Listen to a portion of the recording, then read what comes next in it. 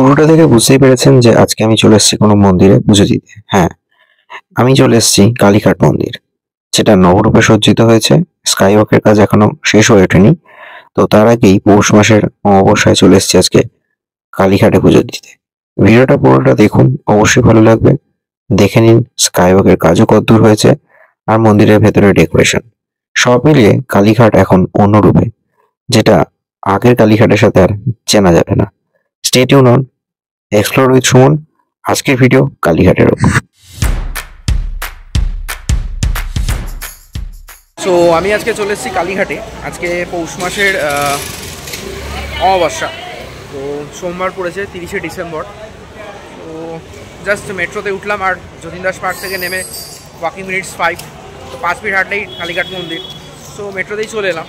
ভেবেছিলাম যে হয়তো স্কাই ওয়াকে ওঠা যাবে, বিকজ স্কাই ওয়াক পুরো এখনও কমপ্লিট হয়নি, শেষ হতে মোটামুটি পয়লা বৈশাখের কাছাকাছি লেগে যাবে। মেবি সেটা অক্ষয় তৃতীয়াও হতে পারে।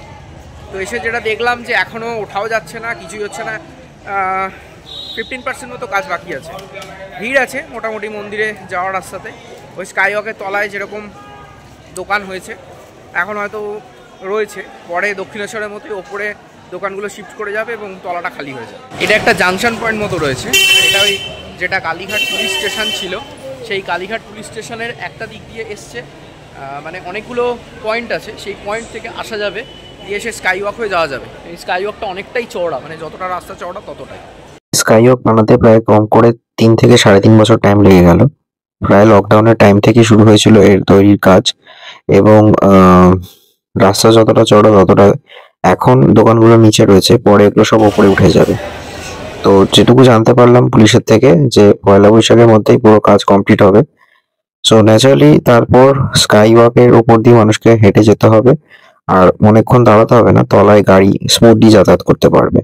সব মিলিয়ে যাতে জ্যাম জটটা কম হয় তার জন্য স্কাই ওয়াকের অ্যাপ্লিকেশন যেটা দক্ষিণেশ্বরে করা হয়েছে।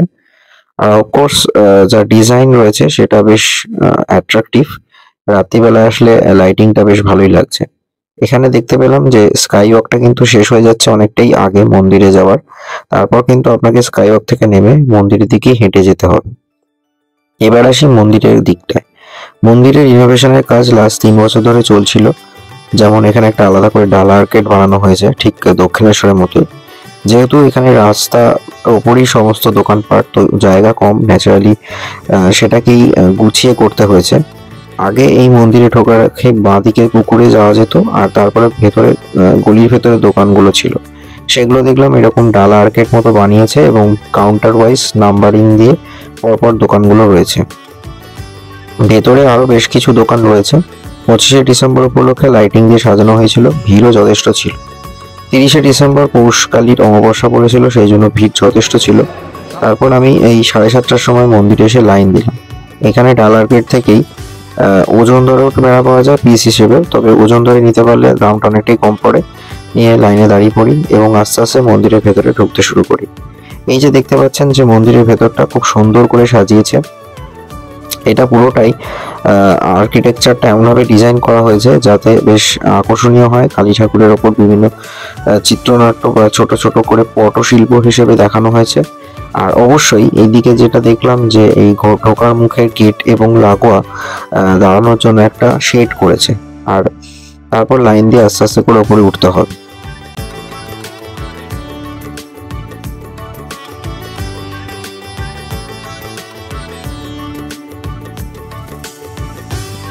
এখানে মানুষজন অনেকক্ষণই যাতে দাঁড়াতে অসুবিধা না হয়, বৃষ্টির মধ্যে হোক রোদ্দুরে হোক, সেই জন্য শেড করে দিয়েছে।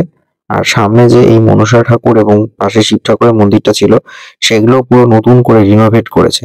বলতে গেলে কালীঘাট আগের মতো আর কিছুই নেই। পরিষ্কার পরিচ্ছন্ন টাইলস বসানো রয়েছে।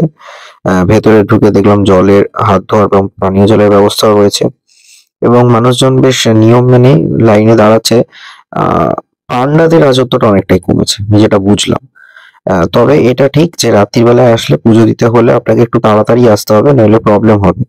রাত্রিবেলায় 9:45টার সময় রাত্রিরের যে শীতলভোগ এবং আরতি হয়, যার জন্য আমাদের দাঁড়িয়ে যেতে হয়েছিল প্রায় 10:45 পর্যন্ত।